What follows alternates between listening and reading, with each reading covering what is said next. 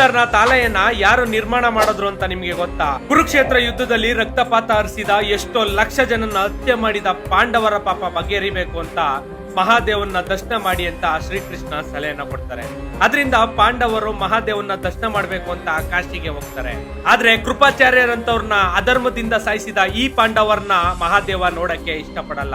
ಅದರಿಂದ ಒಂದ್ ಎತ್ತು ರೂಪದಲ್ಲಿ ಬದಲಾಗಿ ಹಿಮಾಲಯಕ್ಕೆ ಹೋಗ್ಬಿಡ್ತಾರೆ. ಇದನ್ನ ಗಮನಿಸಿದ ಪಾಂಡವರು ಮಹಾದೇವನ ಹಿಂದೆನೆ ಹೋಗ್ತಾ ಇರ್ತಾರೆ. ಸರಿಯಾಗಿ ಕೇದಾರ್ನಾಥ್ ಬಂದಾಗ ಹಿಂದೆ ನೋಡಿದ ಮಹಾದೇವ ಯಾಕೋ ಇವರು ಬಿಡೋಂಗೆ ಕಾಣ್ತಾ ಇಲ್ಲ ಅಂತ ಭೂಮಿ ಒಳಗಡೆ ಹೋಗ್ತಾ ಇರ್ತಾರೆ. ಭೀಮ ಆ ಎತ್ತು ಬೆನ್ನು ಭಾಗನ ಇಟ್ಕೊಂಡು ಮೇಲೆ ಎತ್ತಕ್ಕೆ ಟ್ರೈ ಮಾಡ್ತಾ ಇರ್ತಾನೆ. ಮಹಾದೇವ ಮಾಯ ಆಗಿ ಶಿವಲಿಂಗ ರೂಪಕ್ಕೆ ಬದಲಾಗೋಗ್ತಾರೆ. ಆ ಶಿವಲಿಂಗಕ್ಕೆ ಪಾಂಡವರು ಒಂದು ಆಲಯನ ನಿರ್ಮಾಣ ಮಾಡ್ತಾರೆ. ಅದೇ ಇವತ್ತಿನ ನಮ್ಮ ಕೇದಾರ್ನಾಥ್. ಇವತ್ತಿಗೂ ಅಲ್ಲಿರೋ ಲಿಂಗ ಒಂದು ನಂದಿಯ ರೂಪದಲ್ಲೇ ಇದೆ. ನಿಮ್ಗೆ ಕಷ್ಟ ಅಂತ ಬಂದಾಗ ನಿಮ್ಗೆ ಯಾರು ಇಲ್ಲ ಅಂತ ಯೋಚನೆ ಮಾಡ್ಬೇಡಿ. ಆ ನನ್ನ ಪ್ರಭು ಮಹಾದೇವ ನಿಮ್ ಜೊತೆಗೆ ಇರ್ತಾರೆ.